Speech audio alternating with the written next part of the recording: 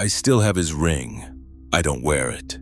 It lives in the top drawer of my dresser, in a little dish where I used to keep spare buttons. And some nights I open that drawer just to check it's actually there, and I didn't invent the rest of this to explain something simpler to myself. It's always there. That's not actually the comforting part, if you're wondering. Let me back up, though, because none of this makes a lick of sense unless you know what I was actually hunting for before I found what I found. I'm a research fellow with the Institute. Containment science. The unglamorous half of the operation. The one that doesn't get satellite time or the news vans when a boundary shifts. For 4 years, my whole career has come down to one question and, more specifically, one site. Why does an anchor go quiet for the better part of a century and then, without a single warning, any instrument catches wake back up? Sentinel-7. The incident report on whatever actually happened down there 70-some years ago is still classified 2 clearance levels above mine, and I've been requesting a look at it since my first month on the job. Every request comes back the same 3 words: insufficient justification. So I went around it. Everybody's had the boundary history credit freshman year, the one built on Daniel Harper's old field reports. Cold Hollow Ridge, a little over a century back, 4 original sites, the man whose account got sanded down into the textbook. Dry as a cracker by the time it reaches you as a PDF, footnoted within an inch of its life. I've read the sanctioned version more times than I'd admit out loud, hunting for the one line the redactors didn't think mattered.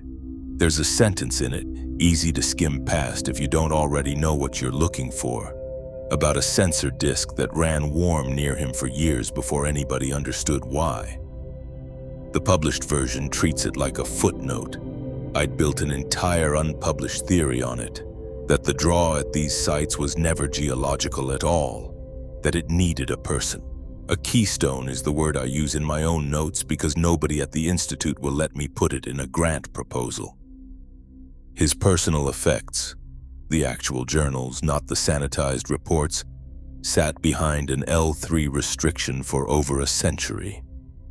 My request finally cleared that Wednesday.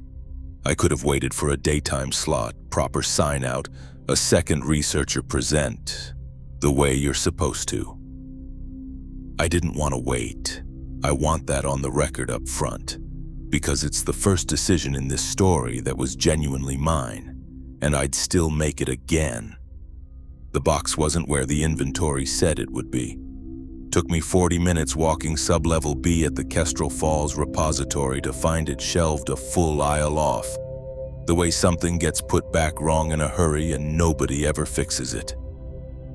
Property of D. Harper, staff historian. Personal effects. Do not discard. Underneath, smaller, half-peeled, restricted. L3 clearance required for digitization. The sheet listed 14 items. I counted 12. I noted it on the little yellow discrepancy form the way you're trained to, told myself somebody would follow up eventually, and sat down on an overturned crate anyway.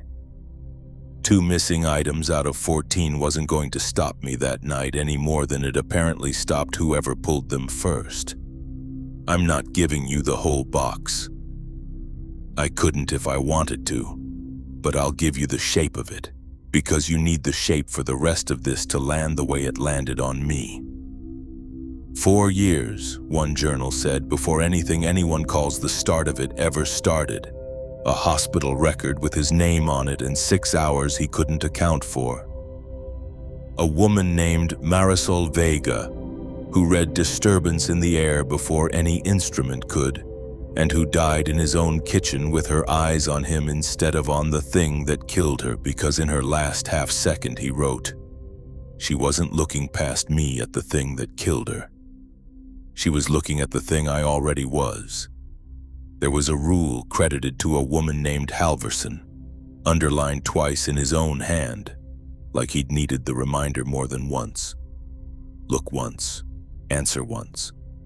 Second time you do either, that's not happening to you anymore. That's you agreeing to something. There was a habit near the end of that same entry, almost apologetic, like it embarrassed him to write down. 3 taps against his own chest. Pause. 2. Pause. 3 again. I don't remember starting. I've stopped trying to make myself stop. I remember reading that and thinking, for one dumb second, that it sounded like a nervous tick, big deal. Half the people I know bite their nails. I didn't think it was funny for very long. The 4th journal had a page that wasn't his handwriting. Smaller, tighter, squeezed into the margin the way you write something down before it can talk you out of having been thought. If the draw was never geological, if it was always him, then whatever comes due wherever he is, not wherever we built the fence. I sat with that a long time. 4 years of grant committees telling me the same idea, worded more carefully, wasn't publishable, and here it was in somebody else's actual hand, written by a person who'd apparently believed it enough to put it on paper and never say it out loud to anyone official. The last journal was thinner, instruments disagreeing with each other across a dozen states. A map with circles centered on 4 sites, the anomalies falling in rings around them instead of inside, the barrier fraying outward, not something pushing in. A man named Lindqvist, who'd never once been lost in his life, found 4 states away, telling a gas station clerk he thought it might be Tuesday. Somebody named Sutter asking a room full of officials a question nobody could answer. So what are we actually fighting? Then the last entry, which I read standing up, because some instinct in me didn't want to be sitting for it. A phone call. There's another one. Where? A long pause. Here, his own apartment. The zone had centered on him. The entry ends mid-sentence, a line about his own breath fogging in a room that hadn't been cold a minute earlier. 3 words describing a knock at a door that hadn't moved in its frame. 3. A pause. 2. A pause. 3 again. Then white space and a note in colder, later handwriting. No further entries recorded under this designation for the remainder of that calendar year. I sat there a long moment 100 years later, alone, past 11 at night, and realized my own free hand had already found my own sternum, tapping out the exact rhythm I'd just read without my having decided to do it. I stopped the second I noticed. That's the last completely calm thought I had that night. The first sound was nothing.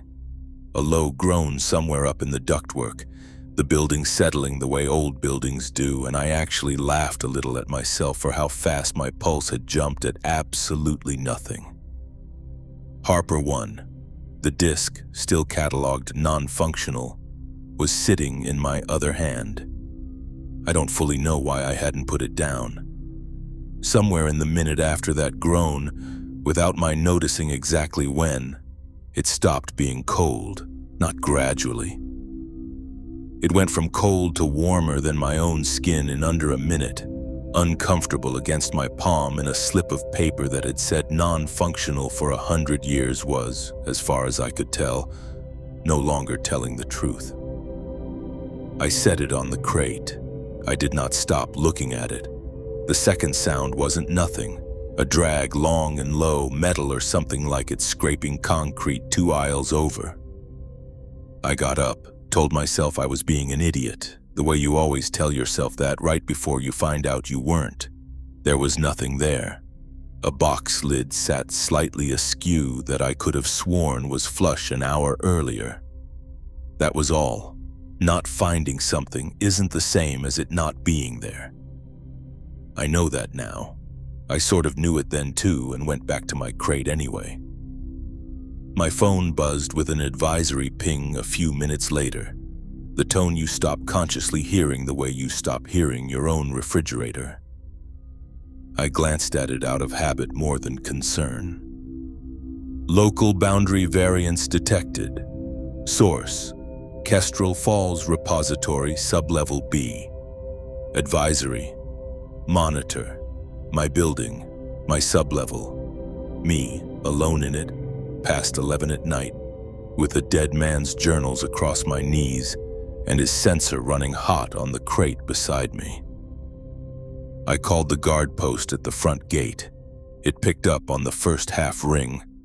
Too fast, faster than a phone should physically manage, and a voice I didn't recognize said, flat and immediate, "You're going to want to stay where you are," before I'd said a single word into it. I hung up. I don't remember deciding to.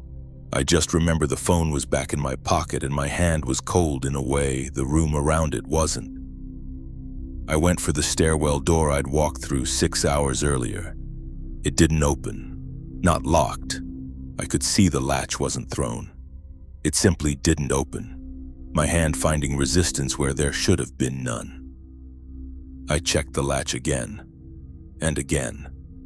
Some part of me needed my hands doing something useful, even though none of it was useful at all. Behind me, from back in the stacks, patient and exactly as clear as if someone had walked up 3 feet away and done it on purpose. 3 knocks, a pause, 2, a pause, 3 again. I want to slow all the way down here, because this is the part where I stopped being able to talk myself into anything being fine. My own free hand had already answered it. That's all that had happened yet. 3 taps against my own chest, a rhythm I'd read about with my own eyes less than an hour earlier, and had no memory of deciding to reproduce, my palm flat before the thought caught up to the motion at all. The air had gone cold enough to see my own breath, and I registered that a full beat after I registered the light overhead starting to gutter, not flicker, gutter. The specific unsteady rhythm of a flame deciding whether it wants to keep existing. There was a taste under the cold by then, metal and something wet and green, and I noticed that before I noticed my own back had found the door I couldn't open. My chest had gone tight in the way it does right before you understand you've stopped breathing on purpose. Then from somewhere inside the wrongness gathering at the end of the aisle, something said my name. Not shouted. Said easy, the way you'd say it to someone 1 room over who you already knew could hear you. I heard it in some very small, very stupid part of my body had already started to turn toward it before the rest of me caught up. Look once. Answer once. I'd read those exact words 40 minutes earlier, underlined twice in a dead man's hand, and I have never in my life understood a sentence that fast or that completely. My feet stayed where they were. My mouth stayed shut. I dug my own fingernails into my palm hard enough to feel it days later, because that pain was the only thing in that aisle I could still fully trust. The shelving unit at the end of the row folded, not fell, folded, the whole steel frame bending inward on itself like it had briefly forgotten steel isn't supposed to do that. A sound coming off it less like metal and more like something enormous exhaling through a gap too small for it. Cold air rolled out in a wave that smelled like wet stone that had never once seen daylight. And behind the fold, for less than a second, I saw motion. Not a shape yet, just wrongness where wrongness had no business existing. Close enough that every hair on my arm stood up at once like current run through the whole room. I didn't scream. I've replayed it enough times to be sure of that. I stood there with my back against a door that wouldn't open. One hand still flat against my own chest, refusing to look toward a voice that knew my name, and every thought I tried to build past that fact fell apart before it finished forming. Something got between me and the fold before I finished not screaming. Tall, wrapped head to foot in fabric and hide gone dark and stiff with age, chiming faint with each hard movement, small pieces of metal and bone knocking loose against each other. My whole body understood it as a threat before any part of my mind argued otherwise. It drove one wrapped hand into the gap where the fold still hung open, holding something back I never got a clean look at, and the effort of it showed in every line of a body that shouldn't have had lines to show effort in at all. It won. There was a sound like a held note simply stopping mid-pitch, and the fold eased back towards something closer to steel-shaped. And the cold in that aisle started slowly, giving ground back to ordinary November. Then it turned toward me, and for 3 or 4 full seconds neither of us moved. And I understood that whatever happened next hadn't been decided yet. It came toward me, not at me, toward slow enough that I saw it clearly for the only time that whole night. No face behind the wrap. Fabric gone the color of old rust, and where one sleeve had pulled loose at the wrist, not skin, something closer to bark, grown tight over a shape that had once been a different shape. The fabric wasn't ancient. That's the detail that told me everything before anything else did. Tactical weave, synthetic, degraded but recognizable. The kind I've seen in 100 years of Institute personnel photos, mine included. 100 years old, not 1,000. It lifted the wrapped hand and pressed it flat against its own chest. Then, with the other hand, it worked something loose from where it had grown, fused into the binding at its wrist. A small, dull scrape of metal against something that had closed around it, and set it on the shelf beside me without letting our hands touch. A ring, worn thin on one side, a service number stamped into the band. I didn't need to check it against anything. I'd read that exact number 20 minutes earlier, under a young man's face on a photocopied ID card, looking at a camera with no idea what was coming. I looked up. I didn't say anything. Nothing had come out of my mouth all night, and nothing came out of it now. It knocked once more against the shelf frame, slower this time, longer between each strike, like something being said carefully to someone it wasn't sure was listening. 3. A pause that went on long enough I thought that might be the whole of it. 2. Another pause. 3. I answered without deciding to, the same as before. It held there a moment. Then it turned and walked back into the dark past where the fold had been, unhurried, the chiming fading a little with every step, and by the time the lights stopped guttering and settled into their ordinary hum, there was nothing back there at all. The door opened fine on the second try, like it had never been anything other than an ordinary door. They found the disc still sitting on the crate the next morning, cold again, recatalogued the same afternoon, non-functional, retained for historical record. Same 9 words it's worn for a century. 2 men in Institute windbreakers came for the box 2 days later, polite, unhurried, the specific unhurried of people who've done this before and expect to do it again. They didn't ask many questions. I don't think they needed to. I didn't tell them about the ring. I still don't fully know why. Some part of me had already decided it wasn't theirs to catalog. The 3 lines that made the local paper called it a gas main issue. I know what a gas main sounds like. It has never once, in the whole history of anyone using that phrase, sounded like 3 knocks, a pause, 2, a pause, 3. Denny called the following week, off the clock, just checking in. Near the end of the call, almost as an afterthought, he mentioned that the same night, he was specific about that, Sentinel 7 went from routine monitoring to a full lockdown inside of an hour. First real activity anybody currently on staff had ever logged there. He didn't know the exact time it started. I did by then. I'd already pulled the timestamp myself, alone, at my own desk, and matched it against the advisory ping still sitting in my phone. 9 minutes apart, not simultaneous. Close enough that nobody who spent 4 years doing this job for a living is going to call that a coincidence and mean it. I got a call from the Institute's containment division about 3 weeks after that, from someone 2 pay grades above anyone who'd ever bothered returning my emails. They didn't mention the ring. I don't think they know about the ring.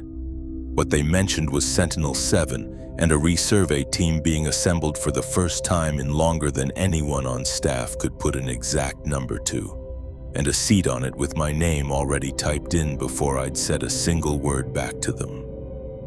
I still don't wear the ring. I still open that drawer some nights just to check it's there. And some nights, when I do, I catch my own free hand already doing something I never taught it. 3 taps against my own chest, a pause, 2, a pause, 3. And I have never once, not a single time since, been able to tell you exactly when that started being mine instead of his.